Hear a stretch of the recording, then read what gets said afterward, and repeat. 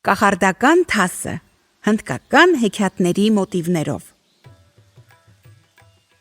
Ծույլ կկուն։ Անտառում ապրում էր ծույլ կկուն, այնպես պատահեց, որ Ուրուրը հանդիպեց նրան։ Դու հիանալի երգում ես, գովեց Ուրուրը կկվին։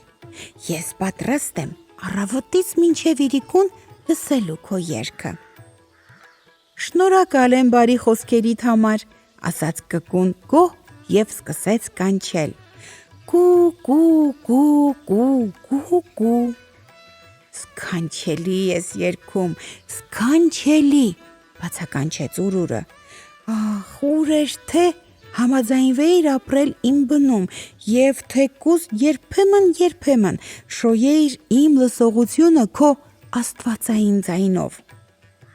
Մի լսիր նրան, այ կկու, արմավենու վրայից կանչեց թութակը, ինչ գործ ունես դու նրա բնում։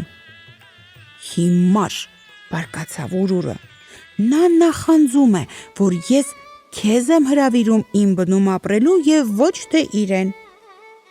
Մի լսիր նրան, մի լսիր, կանչեց նորից թութակը,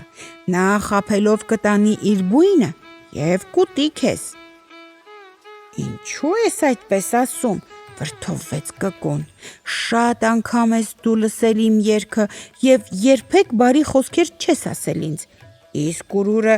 հենց մի անգամ լսեց, իսկույն հասկացավ, ինչ սքանչելի ձայն ունեմ։ Ես երբեք այդպիսի դուրեկան ձայն չեմ լսել, նորից սկսեց Ուրուրը, տեղափոխվիր իմ բույնը և բոլոր թռչունները կնախանձեն քեզ։ Չգիտեմ, թե կարող եմ թռչել մինչև ձեր բույնը, դխրեց կկուն։ Դուք երևի շատ հեռու եք ապրում։ Միթե դու թռչելու ես Ուրուրի մոտ, ճչաց թութակը հուսահատ։ Միթե դու մոռացել ես, որ կրակն ու ջուրը միատեղ չեն ապրի։ Մի լսիր թութակին, շշնջաց Ուրուրը, մի լսիր նրան։ Դու կապրես ինձ մոտ և չես չարչարվի սեփական բույն շինելու համար։ Սննդի մասին էլ չես մտածի, ես քեզ համար ճիճուներ, մժեղներ, ձկներ ու բզեզներ կբերեմ։ Ճիշտ որ, մտածեց կկուն, շատ հաճելի է ոչ բույն շինել, ոչ մժեղների հետևից ընկնել, ոչ էլ ճիճուներ փնտրել։ Իսկ Ուրուրը շարունակեց. Եթե դու ապրես իմ բնում, ոչ ոք չի համարձակվի քեզ վիրավորել, ես կկցահարեմ նրանց, ովքեր կփորձեն քո խաթրին դիպչել։ Դա շատ լավ է, նորից մտածեց կկուն, բոլոր թռչունները կվախենան ինձնից, կսկսեն հաճոյանալ ինձ, կնախանձեն իմ և Ուրուրի բարեկամությանը։ Եվ այսպես մտածելով ուրախ ասաց. Համաձայն եմ, թռչենք միասին։ Դժբախտ, կանչեց թութակը, խելքի արի, Ուրուրի բնում էլ ոչ ոք չի կարող քեզ օգնել։ Բայց կկուն նույնիսկ ուշադրություն չդարձրեց այդ խոսքերին և թռավ գնաց Ուրուրի հետևից։ Շուտով ժայռերի գլխին նա տեսավ իր նոր ընկերոջ մեծ բույնը։ Իջավ բնի մեջ և բավականությամբ ասաց. Ինձ համար այստեղ շատ հաճելի է, ինչ լավ էր, որ չլսեցի նախանց թութակին։ Իհարկե լավ է, հաստատեց Ուրուրը, դու այստեղ սպասիր, իսկ ես գնամ որսի, վաղուց բան չեմ կերել։ Կկուն երկար սպասեց Ուրուրին, արևն արդեն ծածկվել էր սարերի հետևում, իսկ նա չկար ու չկար։ Վերջապես Ուրուրը եկավ, թևերը տարածեց և բարկացկոտ ասաց.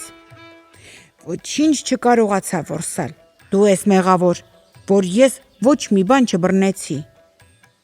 Ես? Ինչ եք ասում, ես ինչ մեղք ունեմ, զարմացավ կկուն։ Ուրուրը զայրացկոտ թափահարեց թևերը և կռնչաց. Ինչպես ես հանդգնում ինձ հարցեր տալ, եթե ես ասում եմ, դու մեղավոր ես, ուրեմն դու մեղավոր ես, իսկ ով կասկածում է իմ ասածներին, նա արժանի է մահվան։ Ախ, պարոն Ուրուր, վախեցած ասաց կկուն, ես բոլորովին չէի կամենում ձեզ վիրավորել, գուցե իսկապես ես մեղավոր եմ։ Իհարկե մեղավոր ես, հիմա ես տեսնում եմ, որ դու պարզապես անպատկառ թռչուն ես, այնպես ես մեկնվել իմ բնում, ասես քո տունը լինի, ինքդ նստել ես շվաքում, իսկ ես պիտի տանջվեմ թեժ արևի տակ։ Կկուն սարսափահար մրմնջաց. Դերիմ, չէ որ հիմա իրիկուն է և արևը վաղուց արդեն ծածկվել է սարերի հետևը։ Ախ, դու ապերախտ, ուրեմն քո կարծիքով ես ստախոս եմ, հա?